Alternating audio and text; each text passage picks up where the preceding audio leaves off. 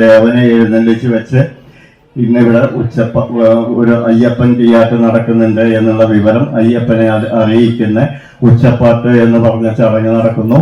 അതിനുശേഷം ഉച്ചപ്പാട്ട് കഴിച്ച സ്ഥലത്ത് കുരുത്തോല വിധാനങ്ങളൊക്കെ തൂക്കി ആ കുരുത്തോലയ്ക്ക് താഴെ 5 നിറം പ്രകൃതിദത്തമായ 5 നിറം പൊടികളെ കൊണ്ട് 5 നിറം എന്ന് പറഞ്ഞാൽ 4 നിറം കൊണ്ട് 5 നിറമാക്കിയെടുക്കുന്നതാണ്. 5 നിറം പൊടികളെ കൊണ്ട് അയ്യപ്പന്റെ രൂപം വരച്ചെടുക്കുന്നു. ആ രൂപം പല നിലയ്ക്ക് വരയ്ക്കാറുണ്ട്. അയ്യപ്പൻ അമ്പും വില്ലും പിടിച്ചു നിൽക്കുന്ന രൂപം വരയ്ക്കാറുണ്ട്. അയ്യപ്പൻ കുതിരയെ ചാരി നിൽക്കുന്ന രൂപം വരയ്ക്കാറുണ്ട്. അയ്യപ്പൻ പുലിയെ ചാരി നിൽക്കുന്ന രൂപം വരയ്ക്കാറുണ്ട്. ഇതല്ലാതെ ഇതെല്ലാം കൂടെ പ്രഭാമണ്ഡലത്തിനുള്ളിൽ നിൽക്കുന്ന രൂപമായിട്ടും വരയ്ക്കാറുണ്ട്. ഇതിനെല്ലാം ഉപരിയായി ഇവിടത്തെ പ്രതിഷ്ഠയ്ക്ക് സമാനമായ പ്രഭാസത്യകനോട് കൂടി 3 രൂപം കളമായിട്ടും കളം വരയ്ക്കാറുണ്ട്. അങ്ങനെ ആ കളം വരച്ചെടുത്ത് കളത്തിന് ചുറ്റും വെള്ളരി മുതലായ എല്ലാ അലങ്കാരങ്ങളും ഒരുക്കിയതിന് ശേഷം അയ്യപ്പന്റെ കൂത്ത് അവതരിപ്പിക്കുന്നു. കൂത്ത് കഴിഞ്ഞാൽ കൂത്തിന് ശേഷം ഒരു അലൽ നിവേദ്യം എന്ന് പറഞ്ഞ ഒരു ചടങ്ങുണ്ട്. ആ ചടങ്ങ് നടത്തി കഴിഞ്ഞതിന് ശേഷം ദേവനെ മുല്ലക്കൽ പാട്ടിനായി പുറത്തേക്ക് എഴുന്നള്ളിക്കുന്നു. മുല്ലക്കൽ പാട്ട് കഴിഞ്ഞ് കോമരത്തോടുകൂടി തിരിച്ചെഴുന്നള്ളി വന്ന് ഈടും കൂറും എന്ന നൃത്തം കഴിഞ്ഞ് കളപ്രദർശനം കഴിഞ്ഞതിന് ശേഷം അയ്യപ്പനെ വിസ്തരിച്ച് പൂജാരി പൂജ കൊടുക്കുന്നു. ആ പൂജയ്ക്ക് ശേഷം അയ്യപ്പനെ സ്തുതിക്കുന്ന ഏതാനും സ്തുതികൾ ചൊല്ലി സ്തുതിക്കുന്നു. ആ സ്തുതികൾ ചൊല്ലി അവസാനിക്കുന്ന സമയത്ത് കൂത്തിൽ അവതരിപ്പിച്ച അഭിനയിക്കുന്നതാണ് അയ്യപ്പൻ കൂത്ത്. അയ്യപ്പൻ കൂത്തില് അവതരിപ്പിക്കുന്ന കഥ പാലാഴി മദനത്തിന് ശേഷം പാലാഴി മദനത്തിലുണ്ടായ അമൃത് അസുരന്മാര് ദേവന്മാരിൽ നിന്ന് അസുരന്മാര് കട്ടുകൊണ്ടുപോയതിനു ശേഷം അസുരന്മാരിൽ നിന്ന് ആ അമൃത് വിഷ്ണു ഒരു മോഹിനി രൂപം എടുത്ത് അസുരന്മാരിൽ നിന്ന് കട്ടുകൊണ്ടുവന്ന് ദേവകൾക്ക് വിളമ്പി ഊട്ടി ദേവകളുടെ ജരാനരയും ദുഃഖങ്ങളും അവസാനിപ്പിച്ചു.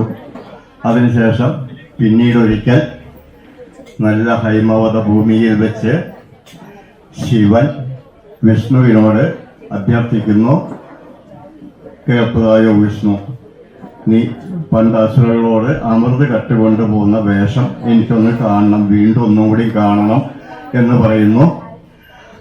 അപ്പോൾ വിഷ്ണു പറയുന്നു, കാണണ്ട, അത് കണ്ടാൽ അങ്ങക്ക് കാമപാരവശ്യമുണ്ടാവും, അത് കാണണ്ട, കാണാതിരിക്കുകയാണ് നല്ലത് എന്ന് പറഞ്ഞ് വിലക്കുന്നു. ആ വിലക്ക് അനുസരിക്കാതെ ശിവൻ നിർബന്ധിക്കുന്നു, എനിക്കത് കണ്ടേ മതിയാവൂ, എന്നെ നിയന്ത്രിക്കാൻ എനിക്കറിയാം, എനിക്ക് അങ്ങനെ ഒരു വിഷമം ഉണ്ടാവില്ല, അതുകൊണ്ട് എനിക്കത് കണ്ടേ മതിയാവൂ എന്ന് പറഞ്ഞ് നിർബന്ധിക്കുന്നു. അതനുസരിച്ച് വിഷ്ണു ആ മോഹിനിയുടെ രൂപം ശിവന് കാണിച്ചു കൊടുക്കുന്നു.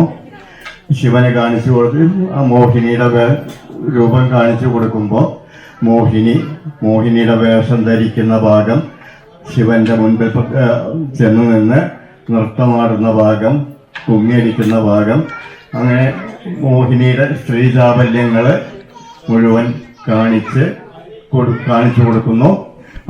അത് കണ്ട് മോഹിനിയിൽ ആകൃഷ്ടനായി ശിവൻ മോഹിനിയെ ആലിംഗനം ചെയ്യുന്നു. ആ ആലിംഗനത്തിൽ നിന്ന് മോഹിനിക്ക് ദിവ്യഗർഭം ഉണ്ടാകുന്നു.